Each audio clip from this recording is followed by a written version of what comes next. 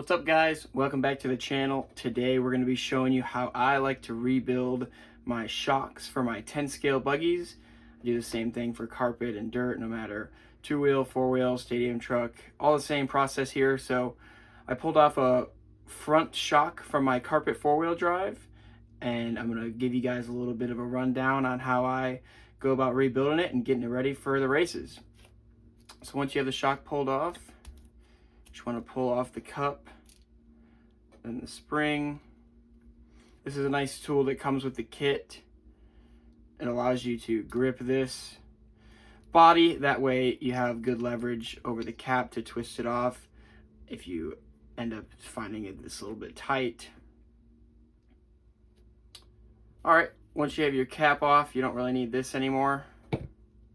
Get yourself a little bottle or anything like that where you can throw away your oil, just dump it out. Try to get most of it out there. Get a little wipe on the brim. Let it drain for however long your patience allow you to let it drain. And then once you've had enough, pick it up. Get your shock pliers. Grab the shaft. I like to grab it by the eyelet. That way I can push it up and have the best access to the screw holding on the piston. Try not to strip out the screw. Keep the wrench nice and straight and everything. And you're just going to pull all this stuff apart like this. You're going to take off the bottom. Your piston should just slide out like that. And if you're running any limiters on the inside, they'll likely come out with it.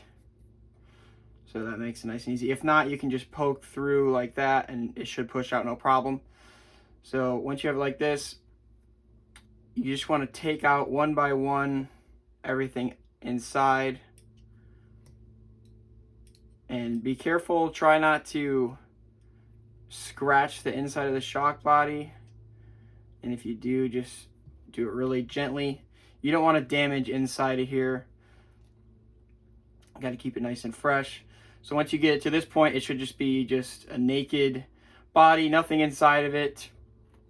I like to just take a brush and just brush it off. You're not gonna get it perfect every time, but for the most part, the brush gets it looking pretty nice. You might be left over with some stuff jammed in the threads every now and again, but just do a couple laps like this. Make sure your fingers are covering the holes. That way when you're brushing, nothing can get inside of the shock. You don't want anything to be inside of your shock body or anything like that. All right, now that you got the outside of the body pretty clean, get yourself like a blue rag or a clean microfiber. As long as it's new and there's nothing on it, and you just want to jam it in there as far and as deep as you possibly can get it in. Give it a couple of spins. The goal is to clean out all of the old dirty shock oil from the bottom. Once you've done a couple laps there, it should look pretty darn clean on the inside. There's nothing really left in there. So now you're ready to start getting it back together. You want to take a good look at your hats, your bushing hats. And as you can see, there's a little bit of carpet, or on my dirt cars, they'll be dirty, a little bit of just whatever in there.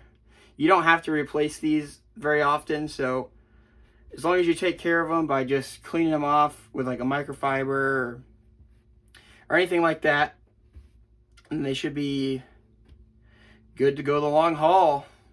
You should get multiple months of use out of each of these. I wouldn't recommend using the O-rings that came out, because the O-rings over time get swelled up by oil and ultimately causes more friction on the shaft. So I just use the factory team low friction X-rings to replace them.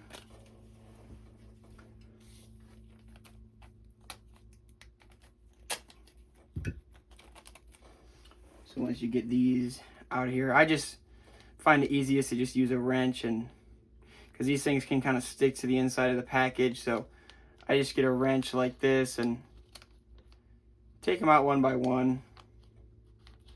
Doesn't take too long.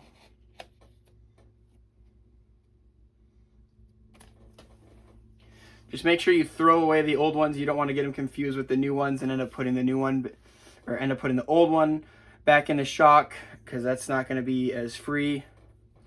So I normally take my shock shaft like this, wipe it off a little bit as much as I can, make sure it's squeaky clean and go back in there. And if it's been a while since you've really looked at your eyelet or anything like that, every once in a while I will pop this out. There's a cool feature on these to pop that out nice and easy. And a lot of times this piece could get jammed up with dirt and dust and stuff like that. So it seems to be pretty good. You can either wipe it or brush it, but it seems to be pretty clean still. I must have done it rather recently. You just want everything to be moving as freely as possible in the suspension. You don't want anything to be binding up or gritty or anything like that. So you want to do everything you can to get your stuff to be nice and smooth. So once you have cleaned that off, pop that back in. I wouldn't recommend popping this ball in and out every single time, because it'll wear out the eyelet and eventually have a little bit of slop, but I've only done it a couple of times with this one, so it's still good to go and shouldn't have any problems. All right, now we are ready to start putting the shock back together. A lot of people can use grease or whatever they think will free up the shaft on the O-rings the best, but I just use shock oil most of the time. Whatever oil I'm going to put in the shock is what I like to coat this stuff with. And I just do everything one at a time here. So you start with the thin piece, obviously, slide it in, and then you get your first X-ring. You want to make sure everything has a nice solid coat of oil. That way everything is moving nice and lubricated, nice and free. Just take your time. Make sure you get everything nice and coated. Once you have all this stuff in, you can wipe the excess oil, and then make sure you clean off this piece. There can be some stuff that can be build up in there, and you want to make sure all that's out of there. Shock needs to go back together perfectly clean as possible for the best performance.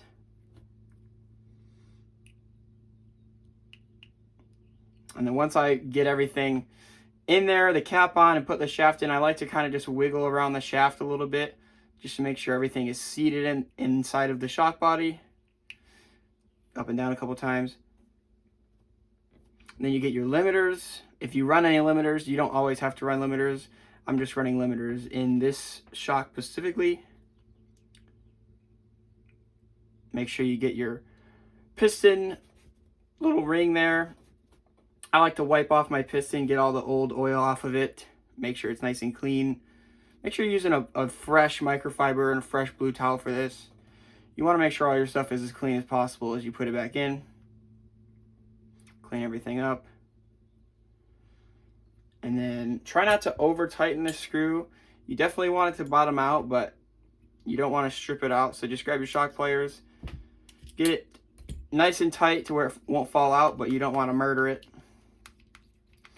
And then just move it around a little bit, make sure everything's nice and free, and it is. And you just fill up the oil here.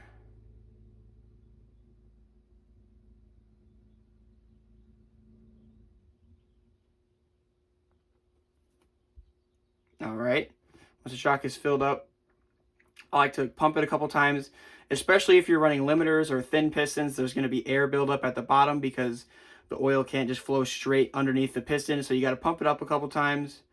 Maybe spin it as you pump it, and then there should be some air bubbles coming up. So you want to fill up the oil to the top there and let as much air come out of it as possible. So you give this a couple minutes to just get all the bubbles to come to the top. And then while you're waiting on that, you can take your bleeder screw out, get it ready to bleed the shock. I like to clean my shock caps on the inside, and I like to brush them off on the outside as well.